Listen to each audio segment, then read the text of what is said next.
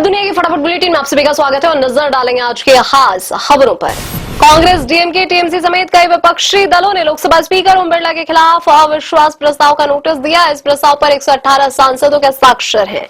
नेता प्रतिपक्ष राहुल गांधी ने संसदीय परंपरा का हवाला देते हुए साइन नहीं किया।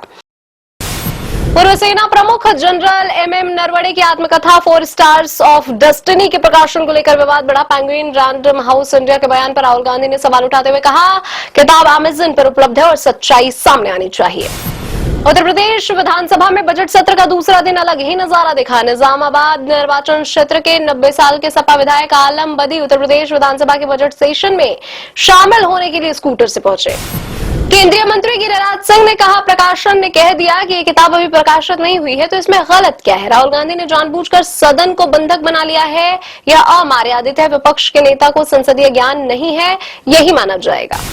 मणिपुर में नई सरकार के गठन के बाद एक बार फिर हिंसा का दौर शुरू हो गया है। उखरुल जिले में हथियारबंद उग्रवादियों ने कई घरों में आग लगा दी और अंधाधुंध गोलीबारी की। पूरे जिले में कर्फ्यू, 5 दिनों के लिए इंटरनेट सेवाएं भी सस्पेंड।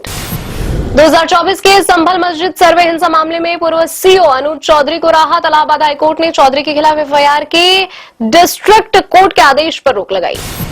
असम के मुख्यमंत्री हिमंता बिस्वा शर्मा ने कांग्रेस सांसद गौरव गोगोई समेत 2 अन्य के खिलाफ 500 करोड़ रुपए का मानहानि का मुकदमा दायर किया। मुख्यमंत्री ने कांग्रेस नेताओं के आरोपों को दुर्भावनापूर्ण बताया। असम के मुख्यमंत्री हिमंता बिस्वा शर्मा के वीडियो के खिलाफ याचिका पर भारत के मुख्य न्यायाधीश सूर्यकांत का राजनीतिक दलों पर तंज। कहा, समस्या यह है कि जैसे ही चुनाव आते हैं, चुनाव का कुछ हिस्सा शीर्ष अदालत में लड़ा जाता है। सुप्रीम कोर्ट के जस्टिस बीवी नागरत्न और जस्टिस उज्जवल भुइयां के बेंच ने कहा, यह पता लगाने की जरूरत है कि बच्चों के गायब होने की घटनाओं के पीछे कोई एक ही पैटर्न है या फिर ऐसी घटनाओं में आपस में कोई संबंध तो नहीं है। अदालत ने केंद्र सरकार से कहा कि वह ऐसी घटनाओं का सभी राज्यों से ब्यौरा जुटाएं। भाजपा की संगीता खांडेकर उद्धव ठाकरे की पार्टी शिवसेना यूबीटी के सहयोग से चंद्रपुर की महापौर चुनी गई। यहाँ कांग्रेस ने सबसे ज्यादा सीटें जीती थी।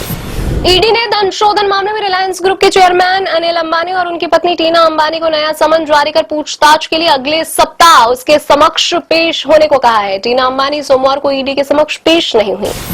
दिल्ली के बवाना औद्योगिक क्षेत्र में कारोबारी की गोली मारकर हत्या घटना के एक दिन बाद लॉरेंस बिश्नोई गैंग ने मंगलवार को यह हत्या की जिम्मेदारी ली।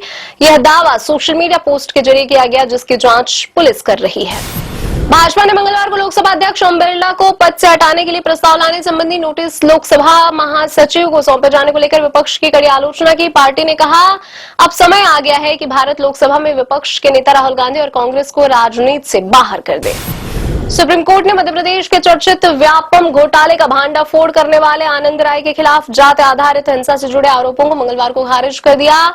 राय ने मध्य प्रदेश हाईकोर्ट के उस आदेश को चुनौती दी थी जिसमें साल 2022 में एक रैली के दौरान एक सांसद, एक विधायक और सरकारी अधिकारियों के खिलाफ कथित हिंसा और अपशब्द से जुड़े मामले में आरोप बरकरार रखे गए थे। वरिष्ठ अभिनेता अनुपम खेर ने उनके नाम से बनाए गए कई फर्जी सोशल मीडिया अकाउंट्स को लेकर अपने प्रशंसकों और फॉलोअर्स को सतर्क किया। उन्होंने ऐसे प्रोफाइल से आने वाली किसी भी अनुरोध को अनदेखा करने की अपील की।